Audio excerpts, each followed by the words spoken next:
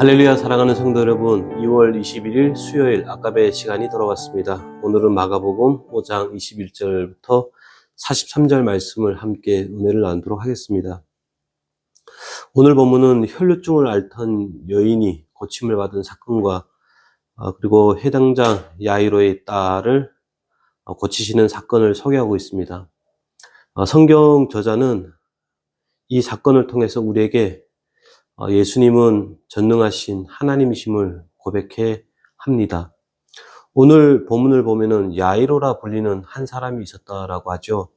이 사람은 유대 사회에서 해당 장으로 사회적 명성과 지위를 가지고 어느 정도 안정된 삶을 살고 있었다라고 합니다.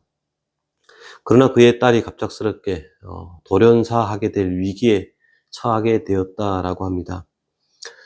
선천적인 병이었는지 혹은 전염병이었는지 사고였는지 알 수는 없지만 그의 딸은 죽게 되었습니다. 인간이 감당해야 할 고통 중에 자식이 죽어가는 모습을 지켜봐야만 하는 고통만큼 더 큰 고통은 없을 것입니다. 더 이상 손쓸 방법이 없게 되자 야이로의 머릿속에는 예수라고 하는 이름이 생각납니다. 그래서 예수님께 나아가게 됩니다. 죽어가는 딸을 위해 예수님의 발 앞에 엎드리는 방법밖에 없었습니다. 23절에 무엇이라고 간구합니까? 간곡히 구하여 이르되 내 어린 딸이 죽게 되었사오니 오셔서 그 위에 손을 얹으사 그로 구원을 받아 살게 하소서라고 간구합니다. 우리가 살아가는 현실도 만만치가 않습니다. 산 넘어 산이고 고통이고 눈물이고 냉정함입니다. 현실에 대하여 면역력이 생길 것 같고 굳은 살이 배긴 것 같지만 여전히 예견치 못하는 그리고 찾아오는 그런 불행한 일들은 언제나 우리를 아프게 하고 우리를 당혹해 합니다. 그래서 모두가 전전긍긍하며 살아가고 있는 것이 현실입니다. 그런데 감사한 것은 하나님이 우리와 함께 하신다라는 사실입니다. 내가 산을 향하여 눈을 돌리라. 나의 도움이 어디서 올꼬? 라고 탄식하면 두려워하지 말라. 내가 너와 함께함이라. 놀라지 말라. 나는 내 하나님이 됨이라. 내가 너를 굳세게 하리라. 참으로 너를 도와주리라. 나의 의로운 오른손으로 너를 붙들어 주리라. 라고 말씀하시는 하나님을 만나게 된다라는 것입니다. 오늘 본문 속에서 예수님은 어떤 분으로 소개하고 있습니까? 야이로의 요청에 응답하셔서 함께 죽어가는 딸을 위해 찾아 나서시는 하나님이다라고 소개를 합니다. 말씀 한마디로 죽은 자를 살리실 수 있는 분이심에도 불구하고 예수님은 직접 찾아 나가시는 하나님이시더라 이것입니다. 특별히 야이로에게 내가 지금 함께 가고 있는 이가 누구인지를 똑똑히 봐라 라고 해서 12년 동안 혈루증을 앓는 여인의 사건을 허락하게 하십니다.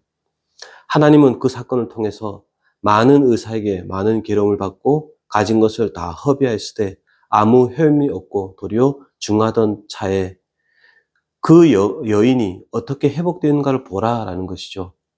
그 일을 어떻게 가능하게 했는가, 그 일을 행하는 이 예수가 어떤 분인가를 보여주기 위해서 야이로에게 보여주기 위해서 12년 동안 혈루증을 앓는 여인을 만나게 하신 하나님이셨습니다. 그러나 인간은 본성상 하나님을 믿기를 거부하는 존재다라는 것을 계속해서 성경은 이야기를 하고 있습니다.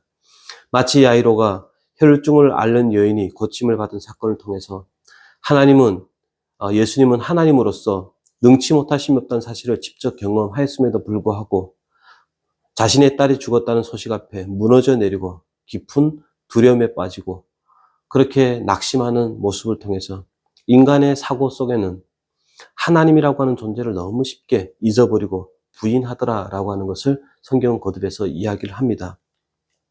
예수님의 말씀이 무엇입니까? 36절에 보면 예수님께서 그 하는 말을 곁에서 들으시고 해당 장에게 이르시되 두려워하지 말고 믿기만 하라라고 말씀을 하십니다. 이 예수님의 말이 야이로의 귀에 어떻게 들렸을까요? 성경은 침묵을 합니다. 대신 어떻게 이야기가 흘러가는가를 주목해 보시기 바랍니다. 모든 사건이 예수님이 주도적으로 일을 하시는 것으로 소개를 하고 있습니다. 먼저 37절에 보시면 베드로와 야고보와 야고보의 형제 요한 외에 아무도 따라옴을 허락하지 아니하시고 38절 회당장의 집에 함께 가십니다. 그리고 사람들이 울며 심히 통곡하는 것을 보시고 그들에게 말씀하십니다. 너희가 어찌하여 떠들며 우느냐? 이 아이가 죽은 것이 아니라 잔다라고 말씀을 하시고 이어서 40절에 보시면은 예수님께서 그들을 다 내보내신 후에 아이의 부모와 또 자기와 함께 한 자들을 데리시고 아이 있는 곳으로 들어가십니다. 지금까지 성경은 야이로의 반응에 대해서 여전히 침묵합니다. 이를 행하시는 분은 하나님이십니다. 예수님이십니다. 예수님이 직접 하나님의 하나님 되심을 드러내 보이기 시작하십니다. 사람들의 반응은 어떠하였습니까? 40절에 보면 그들이 비웃었다라고 되어 있습니다. 지금까지 죽은 자가 살아났다고 한 이야기를 본 적도 들은 적도 없기 때문에 모두는 이 죽음 앞에 비통해하고 또 예수님의 말씀 앞에 비웃었던 것입니다. 그러나 예수님은 누구십니까? 그는 구원자이십니다. 사망에서 생명을 만들어낼 수 있는 창조주이시고 과거와 현재와 미래라고 하는 전체 시간의 주인이신 분이십니다. 그래서 성경 저자는 거두절미하고 예수님의 행동을 이렇게 소개합니다. 41절 그 아이의 손을 잡고 이르시되 달리다 쿰 하시니 번역하면 곧 내가 네게 말하노니 소녀야 일어나라 라고 하십니다. 이 행위는 마치 세상을 말씀으로 창조하셨던 그 하나님을 생각나게 하는 구절입니다. 하나님이 세상을 말씀으로 창조하셨듯이 소녀야 일어나라 라고 말씀하시니 42절에 보면 소녀가 곧 일어나서 걸어갔다 이렇게 표현을 합니다. 우리의 삶에 하나님은 크고 작은 간섭으로 찾아오시고 말씀하시고 자신을 드러내십니다. 우리 모두는 그렇게 하나님을 알았고 만났고 신자로 살기로 작정한 자들입니다. 그런데 우리는 우리를 찾아오시며 낮의 해와 밤의 달이 우리를 해하지 못하도록 범사의 모든 환난에서 우리를 지키시며 우리의 영혼을 붙드신다고 하신 그 하나님의 약속을 가지고 있음에도 불구하고 자주자주 흔들려 살고 있습니다. 이 이야기의 결말이 어떻게 되어 있습니까? 43절에 보시면 예수께서 이 일을 아무에게도 알리지 못하게 하고 그들을 많이 경계하시고 이렇게 되어 있습니다. 왜 이렇게 하실까요? 하나님의 기적은 더 드러내야 되고 예수님 자신이 메시아인 것을 더 많이 드러내야 되는 것이 맞지 않을까요? 그런데 예수님은 아무도 말하지 못하게 하라라고 말씀을 하십니다. 이유가 뭘까요? 사람들의 얼마나 완악한지, 완고한지 말해 주어도 믿지 않는다라는 것입니다. 사람은 눈앞에 기적이 일어나도 믿으려고 하지 않는다라는 것이죠. 그래서 말할 필요가 없다라는 뜻입니다. 직접 내가 십자가에 죽어서 생명을 만들어내리라. 다른 표현을 하면 세상 끝에서 나를 보리라. 이렇게 말씀을 하시는 것입니다. 말씀을 정리하겠습니다. 여러분은 하나님을 어떤 분으로 이해하고 믿으십니까? 오늘 예수님은 어떤 분이라고 하십니까? 죽은 것이 아니라 잔다라고 하시는 하나님이십니다. 우리의 눈으로 볼 때, 우리의 상식으로 볼 때 그 소녀는 죽은 것이 맞습니다. 그러나 하나님의 눈으로 보면 죽은 것이 아니라 자는 것입니다. 이것이 가능한 이유가 뭘까요? 예수님은 하나님이시기 때문에 그렇습니다.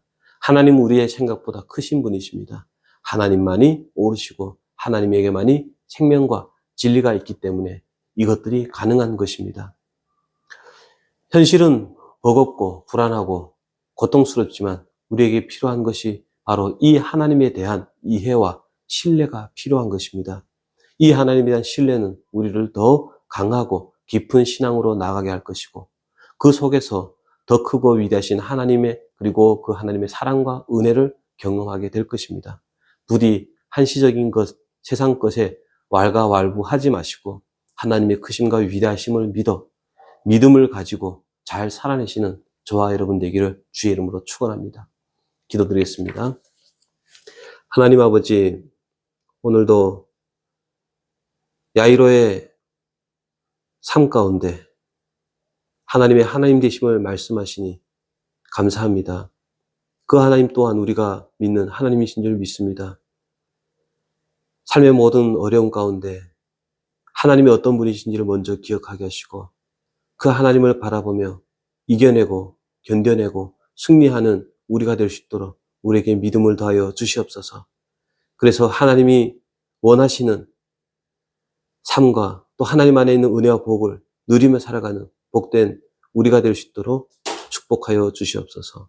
예수님의 이름으로 기도합니다. 아멘. 오늘도 주의 말씀 붙잡고 승리하시기 바랍니다.